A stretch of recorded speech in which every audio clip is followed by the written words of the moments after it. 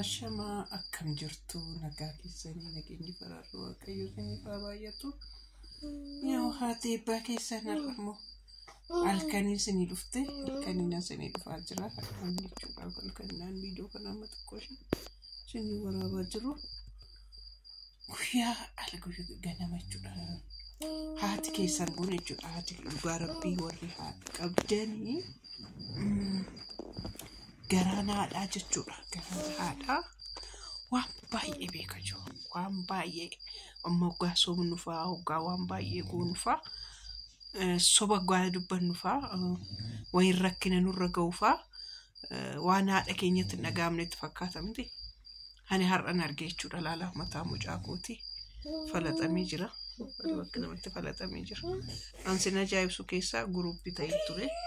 Guruppii garee TikTok keessaa qabnu tokko jira ture. Isaan faana naasaa jira oduun isaan faana naasaa jiru.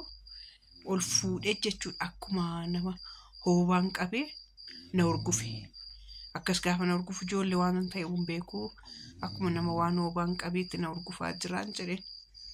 Bakka laqii toloozii fa'aa maal fa'aa danfisii dhugi malee maayidhaan. Bakka isin faana haasa'uu hin danda'u nagaan oolaa jedheeni cufeen gaafa daqiiqaa cufee silkicha san cufee sakandii odoon hin turi naa bilbilan. Gaafa naa bilbilan mucaan kee akkas ta'ee jedhan. Lakkaa yeroo san inni rukutameeti lubbuun keessaa ba'uu fi lubbuu keessatti eegan waan baay'ee ta'e jechuudha. Amma laalaa kun akkasitti ciisee jira. Mana hakimii immoo akkana jalaan tursine yaa eebbuun beektu eebbuko kotte eebbuko eebbuko gatee buluun danda'u jechuudha achi kanaaf dirqama ganama fida jedheeni fudhadhee gara manaatti galee mana kun akkasitti eegaa jira jechuudha halkan keessa sa'aatii 8 ta'eera. Akkasii kun asii rafuudhasteetti asii yennuutti asii inni kun asii jala akkasitti gangalata. Kanaaf haatu fi nageessi hin barti jechuudha. Nagaan naaf turaa nagaan naaf bulaan lakka viidiyoon itti jira maalan nagaaf naaf turaa. Kaleessas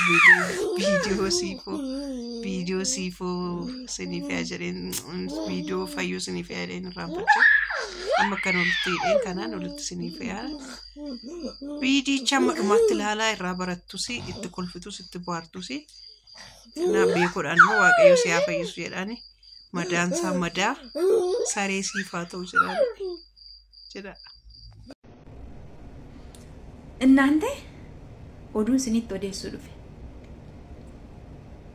Ani waan tokko dhoksuu hin danda'u. Hicciitis qabachuu hin danda'u. Maaliif garaan kiyyaa bosona cillimoo fi bosona jibaat miti. Yookaan bosona gurraa miti. Kan waan hundumaa sassaabee of keessatti qabatee taa'u. Kanaaf waan tokkitti hin qabadhu nan odeessan. Oduun odeessuu dhufe. Na dhaggeeffadha ka. Amma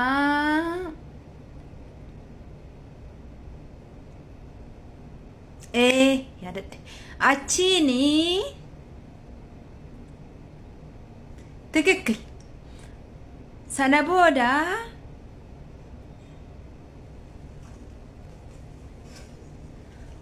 birri lama madaami jalaa hatee sana ni intina bitadhe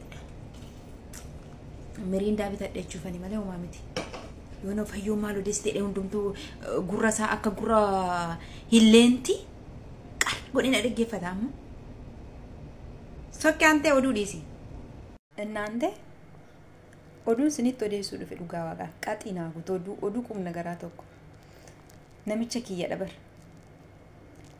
dheengadda damoo zanaa kan falanii turanii birrittii immoo ani biyya ergeera amma achiin har'aa utumanii laaqana hojjedhuuti gaaziin na jalaa dhume niitiin koo mana hin jirtu dhaqeen jaa namichaanii baabaa gaaziin hin dhumeen jedhe hin dhumee dheeyyen hin dhumeen jedhe achiin booddee innuun kee tole bakka rakkoon qabu jedheetu order godhe gaazii yeroo order gaazii godhu birriin harkan jiru achiin dhufeetu kushinaadha na baaseetu namni kushinaa jira ka gurra kootti asaaseetu fuufu hattee neemeyye naan jedhe akka nama nageenya yeen jedhe hattee neemeyye oo baaba soorii ana tarrashti illoomin jedhe achumarraan niitii mana jirtu niitiitti bilbilee birriin ijoollee eessa jiraa jedheen birrii ijoollee immoo hin kaa'uufi. Isa keessa birrii 100 fuudhee kan faleetu fuufunaan jedhe ammas deebi'ee baabaan jedhe immisti baafuluus izzatti baafuluus ana bixarrishillee haka birriin naan jedhe maal akkanaan jedhe beektu haati kee birrii barbaaddi iyyuu birrii yoo ni barbaaddi ta'e natti minan ergaafi naan jedhe.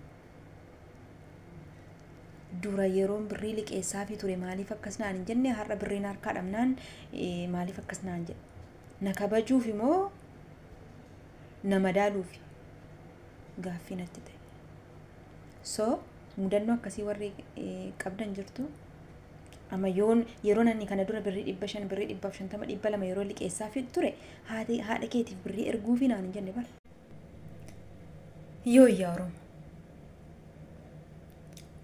Har'a waanuma na tuqeen beekuu lafumaa ka'een qodaa madaamii daakaa oole. Yemir. Ganama zayitoonii xaarmusii guddaa tokkoon cabse. Kinoo ragaadhaaf cabaan saayyuu kunooti. Dhugaadhaaf. Zayitoonii xaarmusii kana guutuu qadaanni isaan harkaa futtaafate nan cabse. Amma immoo kanan cabse.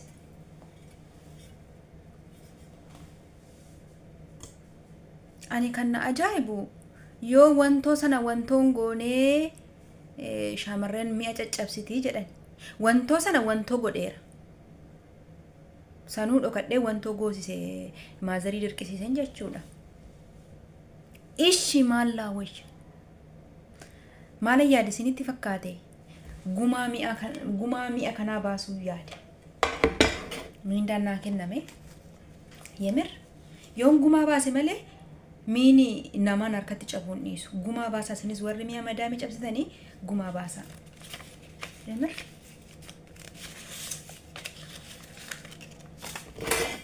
kuno kan akkasitti dhaqeen amma madaamiidhaani gumaa mi'a keeti jedheen itti kenna akka lammatoo mi'an cabsine moo lakkaa yeroo namni iyyuu nama ajjeesu mandararra deemeetu gumaa kadhata yalla gumaa naafu naanaati gumaa mi'a baasa ani qofti yoon kaffalee narraan ba'u gumaan isinis yaani aadaaf safuu Oromoo guutaati yoo yaa Oromoo carraan tokkittiidha kaleessa mana Habibaan ture warroonni akka mana Habibaa turtanii waan jiru argitaniitu jedhee yaada dhugaa baay'ee gammadeera. Carraa tokkoffaa mucaa qimamiidhuma mana madaamiitiif ba'ee carraan lammaffaas akkasii carraan tokkoffaa waggaa 6 Saudi Arabiyaa hojjettee biyya galtee laga xaafootti mana hojii bantee turte hojiin sun hin milkoofnee fi abdii kutattee gara biyya kanaa dhufte gara Dubaay erga Dubaay dhufte waggaa 2 waggaa meeqa jiraadhu carraan tokkittiidha. Carraan lammataa immoo ishinis qimamuma mana madaamiiti waggaa 22 Saudi Arabiyaa hojjette garuu mana fincaanii tokko Itoophiyaadhaan qabdu akka jetteetti akkasi homaa Itoophiyaadhaan hin qabdu garuu kaleessa abbaan kutaa ciisichaa 2 fi saaloonii mana argattee jirti baay'ee gammadeeraaf. Amma gaafan taa'ee yaadu